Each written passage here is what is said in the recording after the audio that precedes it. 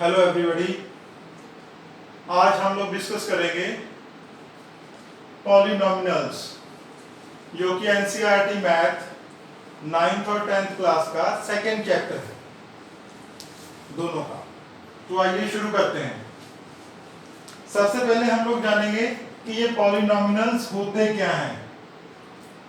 कोई भी इक्वेशन जिसकी जो पावर्स हैं वो पॉजिटिव इंटीजर्स होते हैं, दैट आर कॉल्ड पॉलिनोमिनल्स।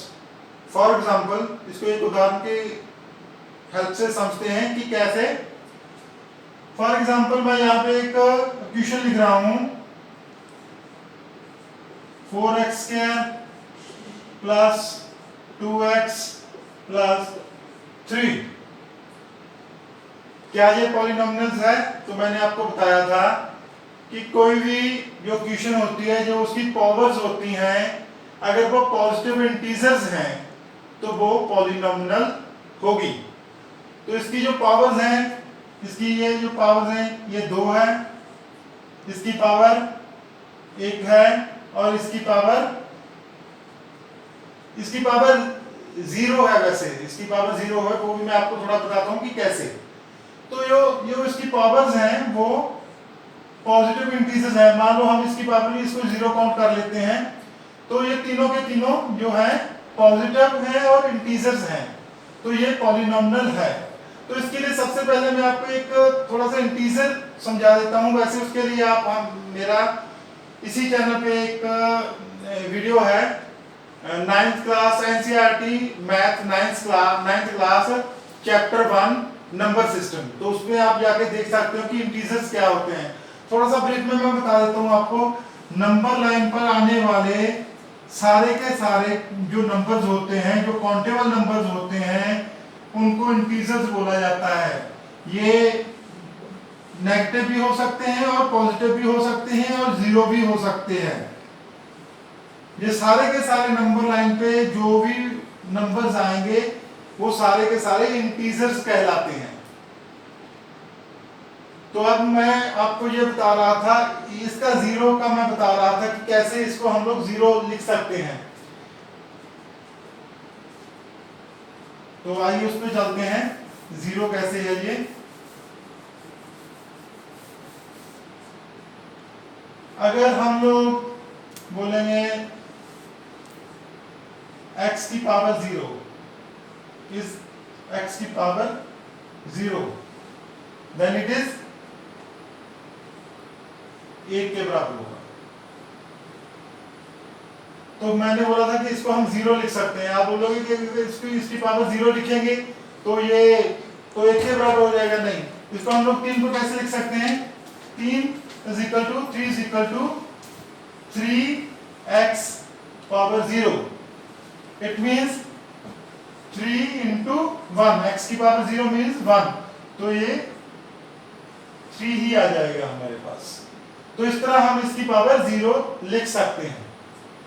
तो इस पे आगे वाले वीडियोस में आपको डिटेल में बताऊंगा, तो थोड़ा इसके लिए मैंने आपको बता दिया कि इसकी पावर 0 कैसे लिख सकते हैं।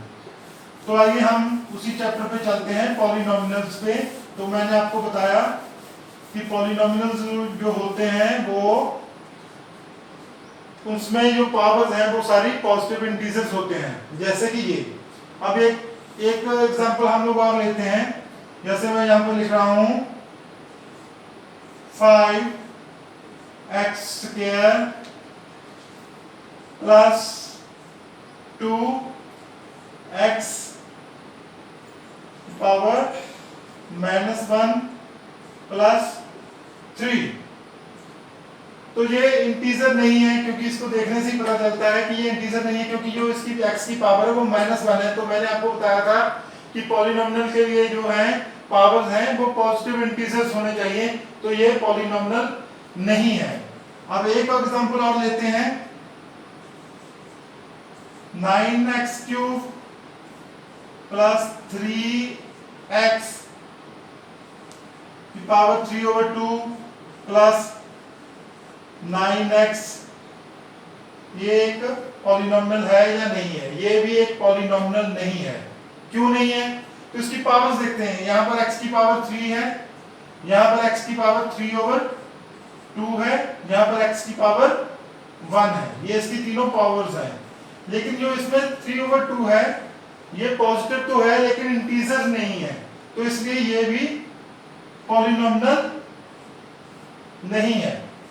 क्योंकि इंटीजर मैंने आपको बताया कि नंबर लाइन पे आने वाले जो नंबर्स काउंटेबल नंबर्स होते हैं उनको इंटीजर्स बोला जाता है। तो 3/2 को हम लोग सॉल्व करेंगे तो हमारे पास आंसर क्या आएगा 1.5। तो ये जो पावर है इसकी 1.5 है, जो कि एक इंटीजर नहीं है क्योंकि ये काउंटेबल नहीं है। नंबर लाइन पे काउंटेबल जो नंबर्स होते हैं वो ही इंटीजर्स होते हैं, तो इसलिए ये भी पॉलिनॉमियल है ही नहीं है, ये भी नहीं है क्योंकि इसकी पावर माइनस में है, ये है क्योंकि इसकी पावर पॉजिटिव भी है और इंटीजर भी है, तो इसको हम लोग पॉलिनॉमियल बोलेंगे। तो आइए अब हम आगे इसके जो पॉलिनॉमियल्स हैं इसके टर्म्स, कोफिशिएंट, वेरिएबल और डिग्री, ये चारों डिस्कस करते हैं कि ये क्या होते हैं। सबसे पहले जो टर्म है, जैसे मैंने एक एक्सप्रेशन यहां पर लिया 9x³ plus 4x² plus 3x - 2, ये एक्सप्रेशन, इसमें जो टर्म्स हैं, इसमें कितनी टर्म्स हैं 1 2 3 4, ये पूरी की पूरी जो एक्सप्रेशन है ये 4 टर्म्स से मिलकर बनी हुई है, तो इसकी टर्म्स कितनी हो गई 4 टर्म्स हो गई। अब ऐसे ही एक और एग्जांपल लेते हैं 2x² प्लस 4, इसकी कितनी टर्म्स हो गई 1 और 1 2, तो ये 2 टर्म्स हो गई। ऐसे एक और लेते हैं 3x² प्लस 2x प्लस 3, इसकी कितनी हो गई 1 2 और 3, तो इसकी 3 टर्म्स हो गई, that are called terms। Coefficient, तो पहले फर्स्ट एक्सप्रेशन में हम लोग देखते हैं, हमको इसके कोफिशिएंट, जैसे इसमें क्या है x³ का कोफिशिएंट कितना है 9, x² का कोफिशिएंट कितना है 4, x का कोफिशिएंट कितना है 3। अगर हम लोगों को इसमें पूछा जाए इसमें कि x² का कोफिशिएंट 2 है, इसमें x का कोफिशिएंट कितना है 2 है, x² का कोफिशिएंट कितना है 3 है, तो that are called coefficients. Variables,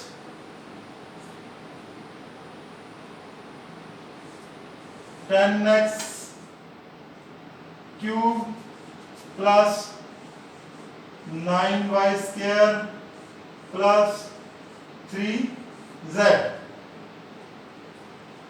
अब वेरिएबल्स पे आते हैं, तो जो हमारी जो फर्स्ट इक्वेशन थी इसमें जो वेरिएबल्स हैं ये एक ही वेरिएबल्स है जिसका नाम है x, तो ये वन वेरिएबल की एक्सप्रेशन है जिसका कि वेरिएबल x है। इसमें भी एक ही वेरिएबल्स है x, इसमें भी वेरिएबल एक ही है x, इसमें 3 वेरिएबल्स हैं, एक x है, एक y है, एक z है, तो इसको हम लोग बोलेंगे कि इसमें 3 वेरिएबल्स हैं, तो हम इस तरह से इसको बोलते हैं वेरिएबल्स बोलते हैं। नेक्स्ट आ जाता है डिग्री। डिग्री क्या होती है, इसकी डिग्री कितनी है, इसमें जो सबसे बड़े वाली पावर होगी वो इसकी डिग्री कहलाती है। तो जो ये इक्वेशन है इसकी डिग्री कितनी है, इसकी डिग्री है 3, क्योंकि इसमें सबसे बड़ी पावर 3 है। इसी तरह इसमें सबसे बड़ी पावर है 2, तो इसकी डिग्री कितनी हो गई 2। इसमें सबसे बड़ी पावर 2 है तो इसकी भी डिग्री हो गई 2। इसमें सबसे बड़ी पावर 3 है तो इसकी भी जो डिग्री हो गई वो कितनी हो गई 3। ये सिंपल था बिल्कुल। अब एक एग्जांपल और लेते हैं थोड़ी।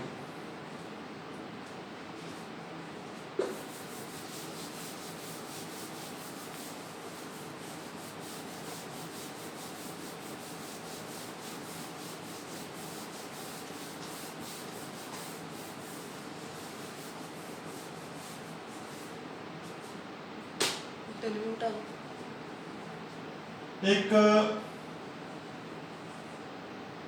10x⁴ plus 2x square y cube plus 9z power 2 plus 3। तो हम सब कुछ देखते हैं। टर्म कितनी है इसमें? 1 2 3 4 चार टर्म्स हैं। कोफिशिएंट x पावर 4 का कोफिशिएंट 10 है, x स्क्वायर वाई क्यूब का कोफिशिएंट 2 है, z स्क्वायर का कोफिशिएंट 9 है। Variables x y z 3 variables हैं। डिग्री, अब इसकी डिग्री कैसे है, कितनी है? सबसे बड़ी पावर कितनी है? 4, तो इसकी डिग्री कितनी क्या होनी चाहिए? 4, लेकिन ये गलत है। तो आप बोलेंगे कि सर अभी तो आपने बताया कि जो सबसे बड़ी पावर होती है वही उसकी डिग्री होती है, तो ये गलत कैसे हो गया? तो इसमें थोड़ा सा मैं आपको समझाता हूं। इसमें जो ये है, इसमें दो वेरिएबल्स इकट्ठे लगे हुए हैं, तो ऐसे जैसे दो वेरिएबल्स इकट्ठे होंगे तो जो उनकी पावर्स है वो ऐड हो जाएंगी। इस तरह इसकी पावर जो है 4 है, इसकी पावर 5 हो जाएगी, एक्स स्क्वायर प्लस और वाई क्यूब, ये 2 और 3 5, इसकी पावर 2। उसकी वैसे जैसे मैंने आपको पहले बताया कि इसकी पावर 0 बोल सकते हो आप। तो इसमें सबसे बड़ी जो पावर आ गई वो कितनी आ गई? 5। तो इसकी जो डिग्री है वो 5 है। अगर हमारे पास 2 या 3 या 4 वेरिएबल्स इकट्ठे आ जाते हैं तो उनकी जो पावर्स हैं वो ऐड होके उसकी डिग्री बनेगी, उसकी पावर बनेगी, और अगर वो सबसे ज्यादा है तो वही उसकी डिग्री रहेगी। तो आइए अब आगे हम इसकी क्लासिफिकेशन करते हैं। इनके नाम क्या होते हैं, पॉलिनोमियल्स के नाम क्या होते हैं, इनकी पावर्स और इनके टर्म के बेसिस पे इसके जो नाम होते हैं वो हम लोग जानते हैं। तो अब आगे क्लासिफिकेशन ऑफ पॉलिनोमियल्स। सबसे पहले इसको हम टर्म्स के हिसाब से देखते हैं कि इसके क्या नेम हो सकते हैं। सबसे पहले मोनोमियल, जैसे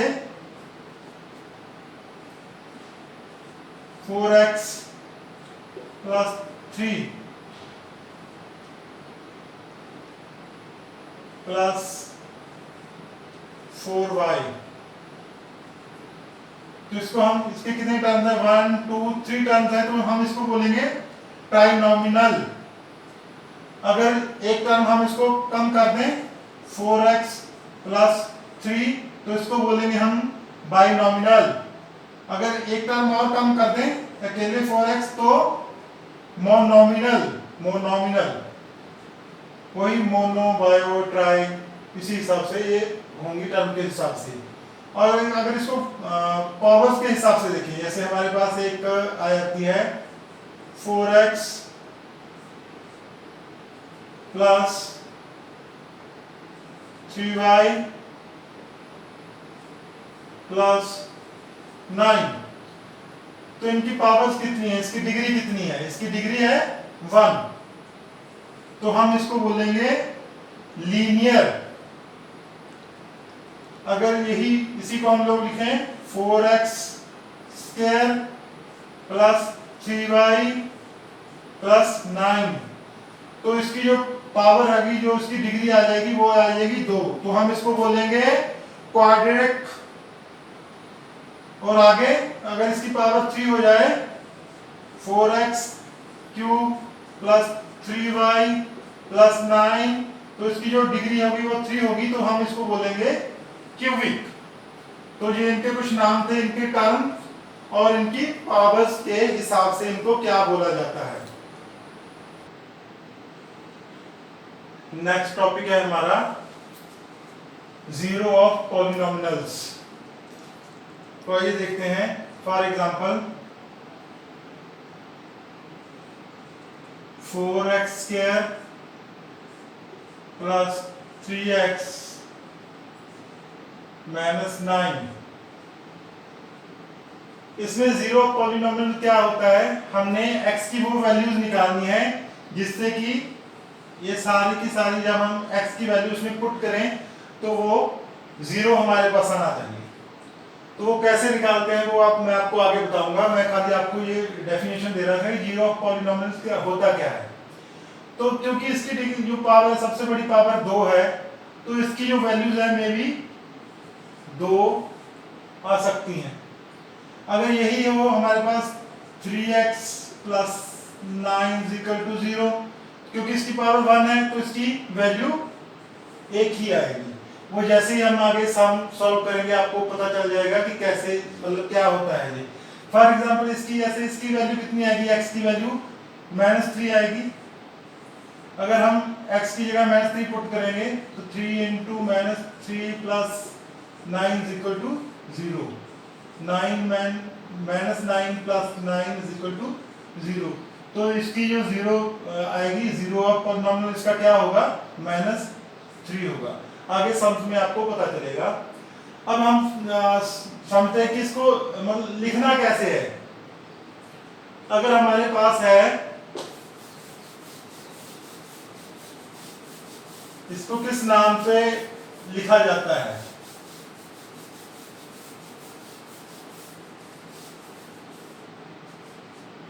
इसको लिखा जाता है p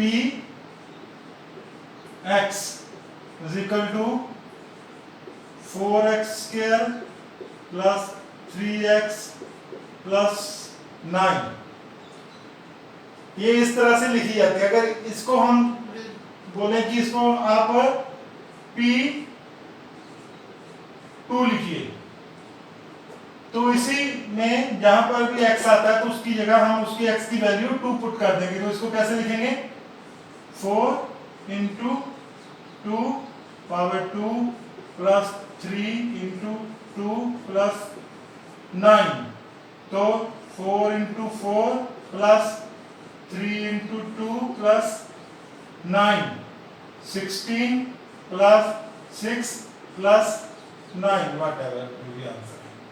अगर इसी को बोला जाए कि P3, तो x की जो जहां पर x आता है तो वहां पर उसकी जो वैल्यू है हम लोग 3 पुट कर देंगे, जो इसको लिखने का तरीका है। ये मेथड है इसको लिखने का। ये थे हमारे पॉलिनोमियल्स।